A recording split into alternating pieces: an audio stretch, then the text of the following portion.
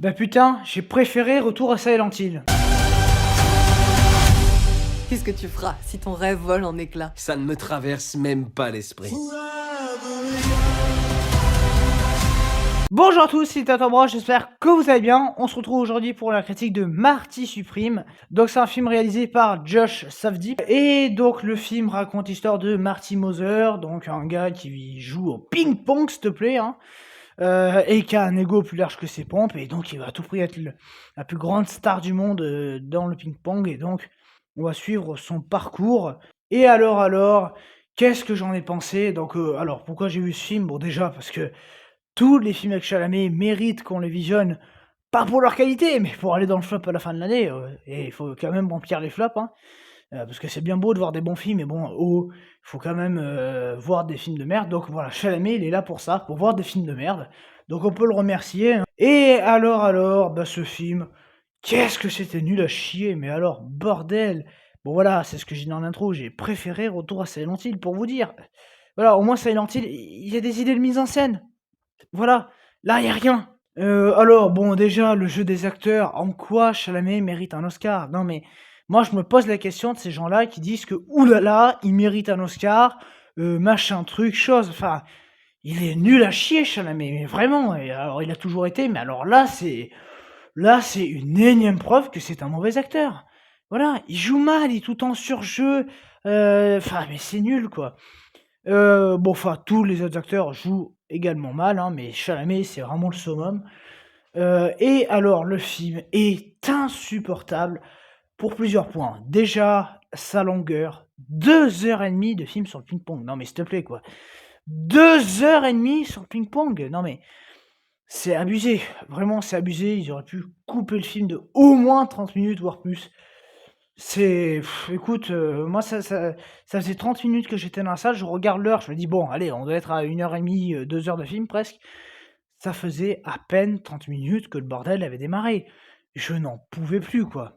Donc le film veut à la fois parler du ping-pong, hein, donc ce sport dont tout le monde s'en bat les couilles, hein.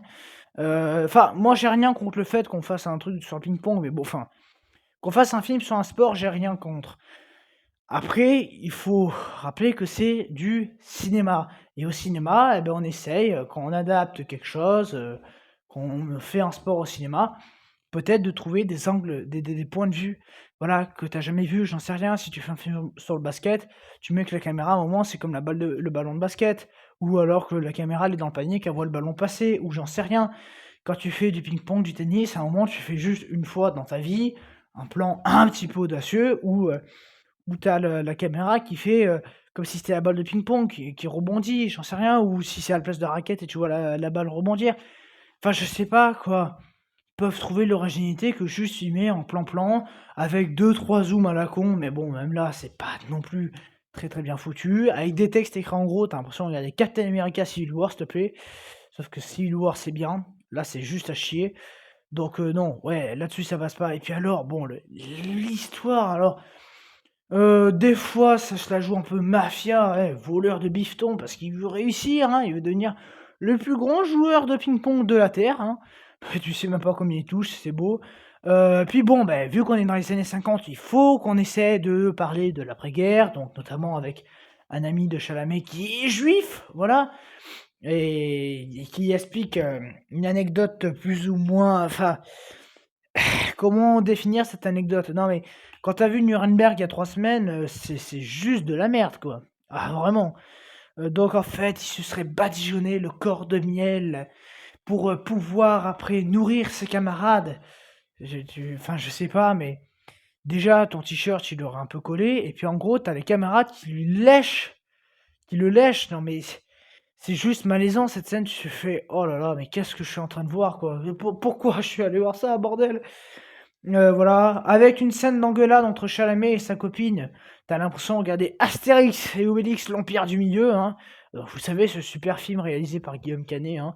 Donc ouais, non, ça va pas. Puis alors bon, il couille de partout, puis après il s'étonne que sa copine est enceinte, mais mon grand, tu pas mis de capote? Évidemment qu'elle est enceinte, connard! Donc bah non, il veut pas assumer que c'est son enfant, gna gna gna, donc tu tout un discours sur la parentalité. En fait, ce film, c'est le fourre-tout des discours politico de mes couilles, voilà. Donc on doit parler de l'après-guerre parce que oulala, hein, alors je dis pas que c'est pas bien de parler de pa enfin, c'est bien qu'on parle de l'après-guerre, c'est pas ça le problème, mais si tu veux, c'est tellement abordé rapidement, vite, au bout de 5 minutes, c'est parti et juste avec une scène malaisante. Bon, enfin, moi, j'ai pas trouvé ça bon. Le personnage principal, il a un ego plus large que celui de Guillaume Canet, hein. Alors après, j'ai envie de te dire, au moins ça correspond bien à l'acteur qui l'interprète, à savoir Timothée Chalamet, parce que lui, niveau ego, il en tient une couche, hein. Non mais le personnage est juste insupportable, tu qu'une envie, c'est qu'il n'y arrive pas, quoi. Tu qu'une envie, c'est qu'il se fasse arrêter, qu'on le jette au goulag, enfin j'en sais rien, mais tu envie qu'il perde. Voilà, il est insupportable. Dès qu'il ouvre la gueule, tu envie de l'étrangler, c'est un truc de fou. C'est un gros con. Puis alors bon, avec son look là, en mode: «Oh là là, c'est un homme viril» parce qu'il a une moustache, gros, on dirait un ado de 15 ans. Enfin, c'est pas possible quoi, vraiment, on se fout de ma gueule avec ce film. Donc voilà, tous ces discours qui sont pas intéressants, puis alors tu as un pseudo discours du féminisme, hein. Voilà, parce que ouh là là, la femme elle se fait battre par son mari, c'est pas bien et donc elle veut fuir ça, tu sais? Bah oui, on est en 2026, hein, il faut bien faire des discours féministes. Voilà, donc ce film de merde va aller aux Oscars. Bon, au moins ça confirme effectivement que les Oscars, c'est une fraude, hein.